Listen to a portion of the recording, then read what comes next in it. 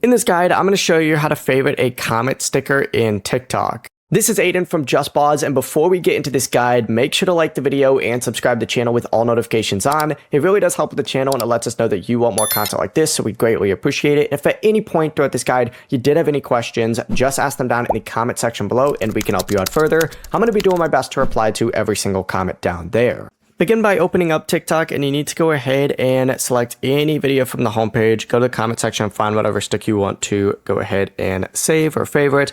In this guide, we're going to go ahead and just use one in my own video. So I'm going to open up the comments. If I scroll through here, I commented this sticker in my last video, literally 56 seconds ago. What you want to do is just tap the sticker itself, and you're going to see a save option on here.